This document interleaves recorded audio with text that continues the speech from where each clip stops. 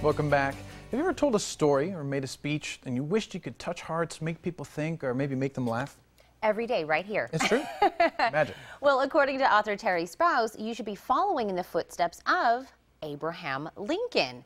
And Terry, do you think maybe this is something is little known about President Lincoln, that he maybe was so funny or that he could tell a story in such a dramatic way? Yes, I do. I think many people call him the greatest president we ever had, the most intriguing character in history, I believe. But not that many people know about his storytelling abilities. And Lincoln himself said, "A story is the shortest path between a stranger and a friend." And everywhere he went, he would tell stories to people. And afterwards, people would say, "He told me a few stories, and I felt as if I had known him my whole life." I love that. The shortest path to becoming friends with a stranger. And I mean, he utilized it in his career every day, right? So how did he utilize it? Well, by everybody he met, you know, along the way, and in speeches, he would tell stories to break the ice and gain followers. For example, when he was a lawyer defending a client who was accused of assault, he told this story. He said a man was walking down the street with a pitchfork one day and was attacked by a vicious dog. The man killed the dog with a pitchfork. The farmer comes running up. He says, "Why in tarnation did you kill my dog?" The man says, "Why did your dog attack me? Why didn't you come at him with the other end of your pitchfork? Why didn't your dog come at me with his other end?" And of course, Lincoln won the case, illustrating the power of stories.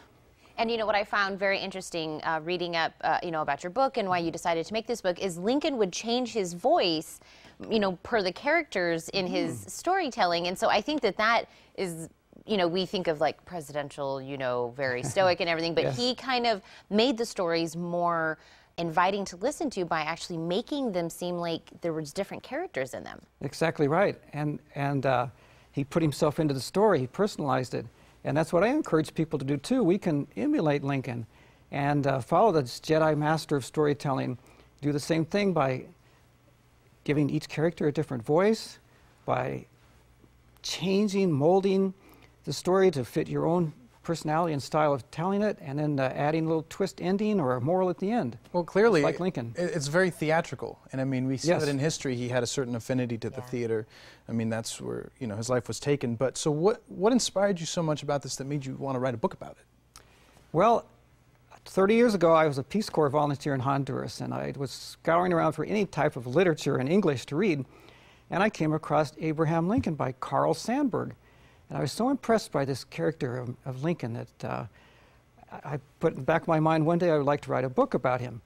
I've written, this is my fourth book, and I thought the time had come.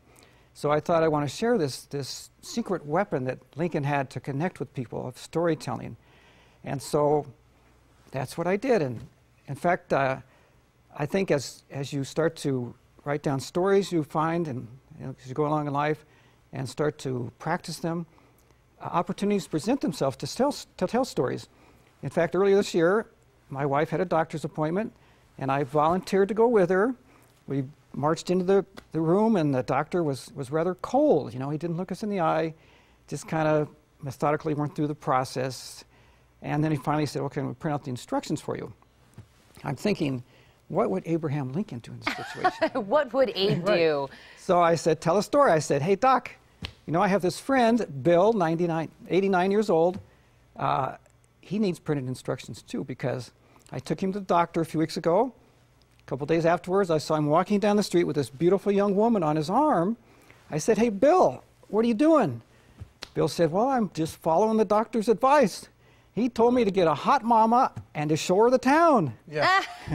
And I said, "Bill, that's not what he said. Yeah. He said, you have a heart murmur and to slow down." Oh my gosh. And Terry, we didn't get to cover this 100%, but there's the 3-step template, right, to doing Oh, yes, stories correct. like Abraham did, and we can find that all in your book. It's in the book, step by step, how to tell a story like Lincoln. Excellent. And really quick before we go, is there any other president who you would think matches up to Abraham Lincoln in recent history?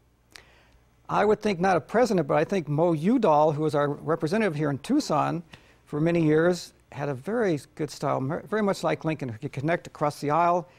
He made friends that lasted a lifetime, and he told many, many stories. Good to know, Terry. Well, I love that. Terry, thank you so much. Thank you for writing this book, and it's very educational and funny at the same time. I love that. Thank you for having me. I appreciate it. Absolutely. And to find out more or to order Terry's book, visit terrysprouse.com.